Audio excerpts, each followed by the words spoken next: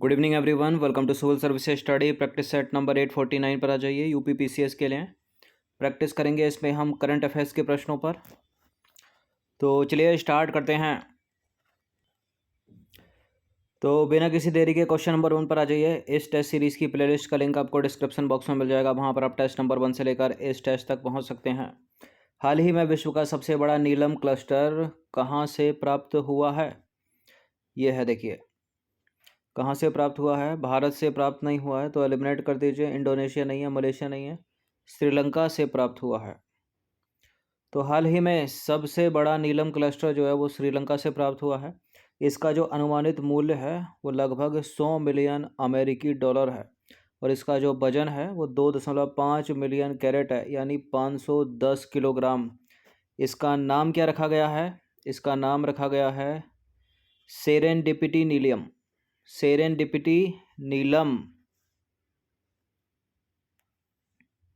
Number 2 पर आ जाइए। भारत का पहला स्वदेशी मोटर चलित व्हील चेयर निम्नलिखित में से किस संस्थान द्वारा विकसित किया गया है?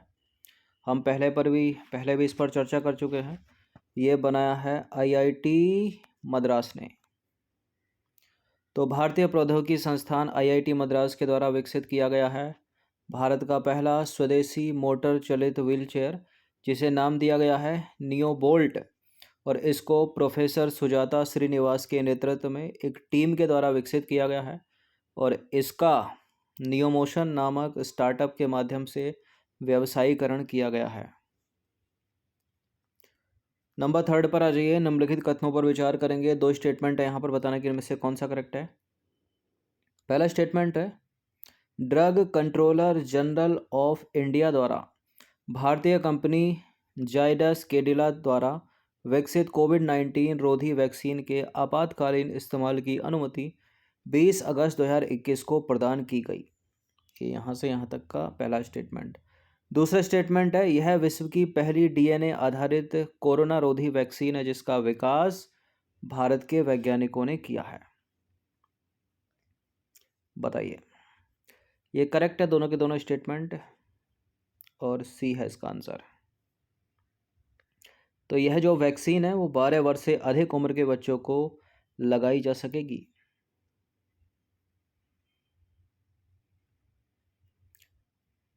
क्वेश्चन नंबर 4 पर आ जाइए। निम्नलिखित कथनों पर विचार करेंगे। पहला स्टेटमेंट है, फिर दूसरा स्टेटमेंट है, बताना कि इनमें से कौन सा करेक्ट है। दिल्ली चंडीगढ़ राजमार्ग भारत का पहला इलेक्ट्रॉनिक वाहन अनुकूल राजमार्ग बन गया है। ठीक है। 19 अगस्त 2021 को केंद्रीय मंत्री डॉक्टर महेंद्र नाथ पांडे के द्वारा कर्ण लेक रिजॉर्ट करनाल में स्थापित solar electrical vehicle charging station का उद्घाटन किया गया।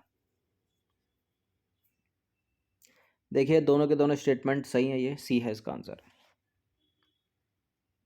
तो केंद्रीय मंत्री डॉक्टर महेंद्र नाथ पांडे के द्वारा कर्ण लेक रिजॉर्ट करनाल में स्थापित solar electrical vehicle charging station का उद्घाटन 19 अगस्त 2021 को किया गया।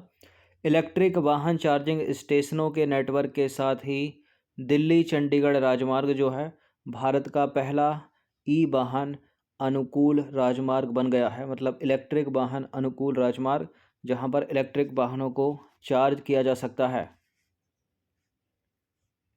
नंबर 5 पर आ जाइए। सैटेलाइट फ़ोन से लैस होने वाला भारत का पहला नेशनल पार्क कौन सा है?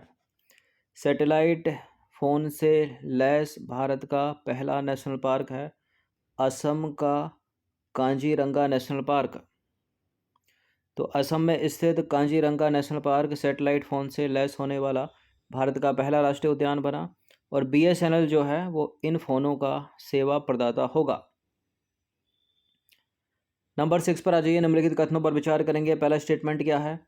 केंद्रीय मंत्री जितेंद्र सिंह द्वारा गिर, कंकरेज, साहिवाल, अंगोल आदि देसी पशुओं की नस्लों की शुद्ध किस्मों को संरक्षण प्रदान करने हेतु भारत की पहली एकल न्यूक्लियोटाइड पॉलीमॉर्फिज्म आधारित चिप का शुभारंभ किया गया है और यह विशुद्ध रूप से एक स्वदेशी चिप है जिसको नाम दिया गया है इंडिगो और यह विश्व की सबसे बड़ी पशु चिप है। तो करेक्ट है दोनों के दोनों स्टेटमेंट। ठीक है, इंडिगो एक पशु चिप है। ठीक है, स्वदेश निर्मित। तो सी है इसका आंसर, ये है वो चिप। तो इंडिगो विशुद्ध रूप से एक स्वदेशी चिप है। नाम क्या है इसका? इंडिगो। यह है विश्व की सबसे बड़ी पशु चिप है। और इस चिप को किसने बनाया है? National institute of animal biotechnology Hyderabad के वैज्ञानिकों ने विकसित किया, याद रखिएगा। ठीक है, इंडिगो चिप को किसने बनाया है? National institute of animal biotechnology Hyderabad ने। यह विश्व की सबसे बड़ी पशु चिप है। ठीक है, चलिए क्वेश्चन नंबर 7 पर आ जाइए। निम्नलिखित में से किस देश के द्वारा दाबूस नामक कृत्रिम बुद्धिमत्ता प्रणाली का पेटेंट कराया गया? किसने कराया है ये कराया है दक्षिण अफ्रीका ने। तो दक्षिण अफ्रीका द्वारा विश्व में पहली बार एक आंशिक ज्यामिति पर आधारित खाद्य कंटेनर नवाचार से संबंधित दाबोस मतलब device for the autonomous bootstrapping of unified sentience नामक कृत्रिम बुद्धिमत्ता प्रणाली को पेटेंट प्रदत्त किया गया। ठीक है, दक्षिण अफ्रीका का नाम याद रखिएगा। क्वेश्चन नंबर 8 पर आ जाइए। निम्नलिखित कथनों पर विचार करेंगे। पहला स्टेटमेंट है 9 अगस्त काकोरी ट्रेन षड्यंत्र की 97वीं वर्षगांठ पर उत्तर प्रदेश सरकार द्वारा काकोरी ट्रेन षड्यंत्र का नाम परिवर्तित करके क्या कर दिया है? Kakori train action day. और यह ट्रेन डकैती 9 अगस्त 1925 को भारतीय स्वतंत्रता आंदोलन के दौरान लखनऊ के पास काकोरी में हुई थी। लखनऊ के पास या गोरखपुर के पास? वो चौरी चौरा है, करेक्ट है ये। ठीक है, तो दोनों के दोनों स्टेटमेंट करेक्ट हैं। इसका आंसर है option number C. Question number 9 पर आ जाइए। रेविडेसिविर निम्नलिखित में से क्या है? हेपेटाइटिस सी के लिए दवा, कोरोना वायरस के लिए दवा, पीलिया के लिए दवा या उपरोक्त में से कोई नहीं। रेविडेसिविर है हेपेटाइटिस सी के लिए दवा। और हेपेटाइटिस सी वायरस की खोज के लिए 2020 में नोबेल पुरस्कार दिया जा चुका है, मेडिसिन में, याद रखिएगा। तो मलेशिया के द्वारा हेपेटाइटिस सी के लिए दक्षिण दक्षिण सहयोग के माध्यम से विकसित यह नई पंजीकृत दवा है। ठीक है, रेविडेसिविर। 10वां प्रश्न है, इनमें से किस सरकार ने अभिभावक मंत्रियों की नियुक्ति करने का निर्णय लिया है? किसने लिया है? ये लिया है असम की सरकार ने। ऑप्शन नंबर ए है इसका आंसर। तो असम सरकार के द्वारा राज्य के सभी जिलों में सरकारी नीतिगत फैसलों, प्रशासनिक सुधारों और अन्य कल्याणकारी योजनाओं की निगरानी हेतु 13 अभिभावक मंत्रियों की नियुक्ति करने का निर्णय लिया है। 11वां प्रश्न है, निम्नलिखित कथनों पर विचार करेंगे। 2 स्टेटमेंट है, कुछ बताना कि इनमें से कौन सा करेक्ट है। वित्त मंत्री निर्मला सीतारमन के द्वारा IIT मद्रास में भारत का पहला 3D प्रिंटेड घर का उद्घाटन किया गया है। भारत का पहला 3D प्रिंटेड घर का उद्घाटन कहाँ किया गया? IIT मद्रास में। किसने किया? हमारी वित्त मंत्री, नाम क्या है उनका? निर्मला सीतारमन। और इसे TVASTA मैन्युफैक्चरिंग सॉल्यूशन द्वारा निर्मित किया गया है, जो IIT मद्रास के पूर्व छात्रों द्वारा स्थापित एक स्टार्टअप है। ठीक है, ये करेक्ट है, दोनों के दोनों स्टेटमेंट। सी है इसका आंसर। 12वां प्रश्न है, एथेनॉल उत्पादन संवर्धन नीति लागू करने वाला भारत का पहला राज्य निम्नलिखित में से कौन सा है? हर वो चीज़ जो भारत में पहली हो रही है, इंपॉर्टेंट है, और यह है बिहार। Option number A. तो एथेनॉल उत्पादन संवर्धन नीति लागू करने वाला भारत का पहला राज्य बिहार है। सीधे सीधे याद रखिएगा इसका नाम। क्वेश्चन नंबर 13 पर आ जाइए। भारत की पहली hot air balloon wild life safari को निम्नलिखित में से किस प्रदेश में प्रारंभ किया गया? देखिए, ये देखिए, वाइल्ड लाइफ सेंचुरी के ऊपर ये हॉट बलून में सफारी, ये मध्य प्रदेश इसका आंसर है। और बांधवगढ़ का नाम आपने सुना हो तो भारत की पहली hot air balloon wild life जो सफारी है, मध्य प्रदेश के वन मंत्री विजय शाह द्वारा 25 दिसंबर 2020 को बांधवगढ़ टाइगर रिजर्व में प्रारंभ की गई, मध्य प्रदेश के। नंबर 14 पर आ जाइए। भारत में बेनेडियम धातु की खोज निम्नलिखित में से किस राज्य में हुई है? भारत में बेनेडियम धातु की खोज हुई है अरुणाचल प्रदेश में। तो भारतीय भूवैज्ञानिक सर्वेक्षण द्वारा किए जा रहे अन्वेषण में पूर्वी हिमालय राज्य अरुणाचल प्रदेश में वेनेडियम के भंडार होने की पुष्टि हुई है। बात करें बेनेडियम की, तो बेनेडियम के सबसे बड़े भंडार विश्व में कौन है? चीन है। उसके बाद दक्षिण अफ्रीका है। और तीसरे पर है रूस और भारत में अरुणाचल प्रदेश। क्वेश्चन नंबर 15 पर आ जाइए। निम्नलिखित में से किस केंद्र शासित प्रदेश को भारत का पहला 100% जैविक केंद्र शासित प्रदेश घोषित किया गया है? कुछ उसी तरह से जिस तरह से 2016 में सिक्किम को भारत का पहला जैविक राज्य घोषित किया गया था, पूरी तरह से ऑर्गेनिक, 100% ऑर्गेनिक जैविक। यह है भारत का लक्षद्वीप, ऑप्शन नंबर ए। तो केंद्र सरकार के द्वारा दिसंबर 2020 में लक्षद्वीप को 100% जैविक केंद्र शासित प्रदेश घोषित किया गया। और इससे पहले आपको याद हो कि 2016 में सिक्किम को भारत का पहला 100% जैविक राज्य घोषित किया गया था। नंबर 16 पर आ जाइए। समाचारों में रहने वाली सेंट्रल विस्टा परियोजना का संबंध किससे है? नए केंद्रीय सचिवालय के निर्माण से, नए इंडिया गेट के निर्माण से, नए राष्ट्रपति भवन के निर्माण से, या नए संसद भवन के निर्माण से? नए संसद भवन के निर्माण से। ऑप्शन नंबर ए है इसका आंसर। कहाँ बनेगा? नई दिल्ली में। तो सेंट्रल विस्टा परियोजना नई दिल्ली में नए संसद भवन के निर्माण से संबंधित है। इस संसद भवन की जो अनुमानित लागत है लगभग 971 करोड़ रुपए तय की गई है और नया संसद भवन त्रिकोणीय आकार का होगा। नंबर 17 पर आ जाइए। गायों के संरक्षण और उनके संवर्धन हेतु गो कैबिनेट बनाने का निर्णय किस राज्य की सरकार ने लिया? 2020 में लिया था ये। किस राज्य की सरकार ने लिया? उत्तर प्रदेश नहीं है इसका आंसर, मध्य प्रदेश की सरकार ने। तो मध्य प्रदेश सरकार के द्वारा राज्य में गौवंश के संरक्षण और उनके संवर्धन हेतु गो कैबिनेट के गठन का निर्णय नवंबर 2020 में लिया था उन्होंने, और इसकी पहली बैठक भी कर दी थी 22 नवंबर 2020 को। क्वेश्चन नंबर 18 पर आ जाइए। नोवाक जोकोविच 2021 में आयोजित हुए निम्नलिखित में से किस ग्रैंड स्लैम के विजेता नहीं बने? देखिए 4 ग्रैंड स्लैम होते हैं हर साल। Australian open, French open, Wimbledon और यूएस। अब इसमें नोवाक जोकोविच जो हैं ऑस्ट्रेलियन जीते, फ्रेंच जीते, विंबलडन जीते, ठीक है, तीनों जीते हैं नोवाक जोकोविच। सर्बिया के हैं ये। नहीं जीते तो क्या नहीं जीते? यूएस नहीं जीते, ठीक है। तो विंबलडन जीते, फ्रेंच जीते, ऑस्ट्रेलियन जीते, नहीं जीते तो यूएस ओपन। तो यूएस ओपन कौन जीता? डेनियल मेदवेदेव जीते रूस के।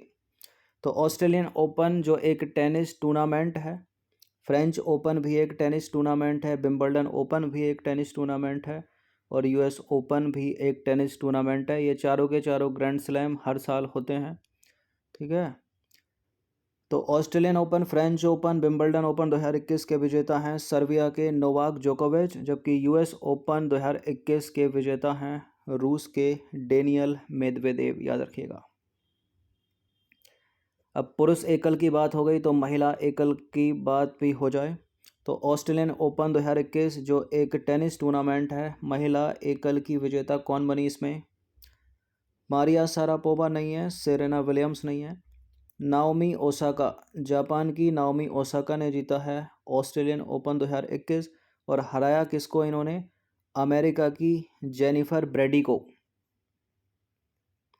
तो ऑस्ट्रेलियन ओपन जो एक टेनिस टूर्नामेंट है 2021, महिला एकल की विजेता कौन है? जापान की नाओमी ओसाका और उपविजेता हैं जेनिफर ब्रेडी, अमेरिका की। अंतिम प्रश्न है, 20 प्रश्न ऐड किए गए थे इसमें। अंतिम प्रश्न है टोक्यो ओलंपिक 2020 से रिलेटेड जो हुए थे 2021 में, अभी हाल ही में जुलाई से अगस्त के बीच में। तो 32वें ग्रीष्मकालीन ओलंपिक के संदर्भ में निम्नलिखित कथनों पर विचार करेंगे। पहला स्टेटमेंट, इस ओलंपिक में 33 खेलों की कुल 339 प्रतिस्पर्धाएं संपन्न हुई। इस ओलंपिक में 4 नए खेलों को शामिल किया गया जो हैं karate, skateboarding, surfing and sports climbing और बास्केटबॉल। बताइए मैं से कौन सा करेक्ट है दोनों स्टेटमेंट में से? 32वें ग्रीष्मकालीन ओलंपिक जापान की राजधानी टोक्यो में संपन्न हुए। 33 खेलों की कुल 339 प्रतिस्पर्धाएं इसमें संपन्न हुई, करेक्ट है पहला स्टेटमेंट। 4 नए खेलों को इसमें शामिल किया गया, सही है वाला।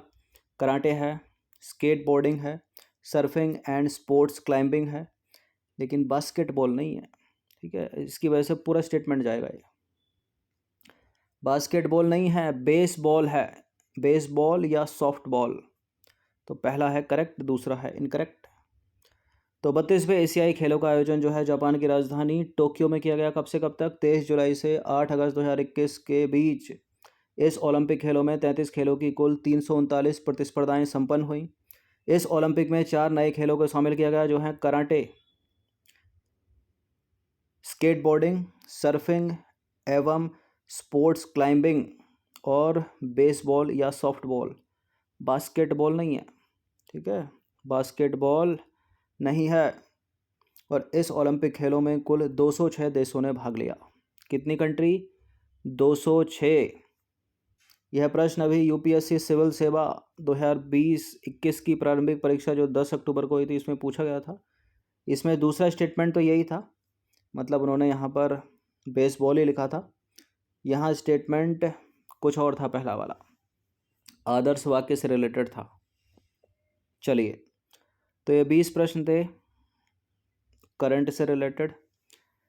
देखिए, जो यूपी पीसीएस में करंट अफेयर्स आनी है वो 1 साल की आएगी पूरी, ठीक है। अक्टूबर का कुछ भी नहीं आएगा क्योंकि 24 अक्टूबर को एग्ज़ाम है। अक्टूबर के पिछले जो 3 महीने यानी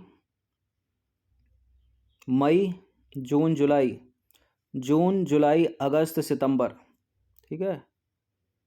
सितंबर, अगस्त और जुलाई, ये 3 जो हैं बहुत ख़ास हैं क्योंकि यही वो समय है ओलंपिक वाला, ठीक है, पैरा और टोक्यो दोनों। और बाकी जनवरी का कुछ, फरवरी, मार्च, अप्रैल, थोड़ा थोड़ा इनसे भी, लेकिन जो अधिकतर 3 से 4 महीने पे फोकस रखेगा, ठीक है। इनको अच्छे से जो है तैयार कर लीजिएगा। धन्यवाद।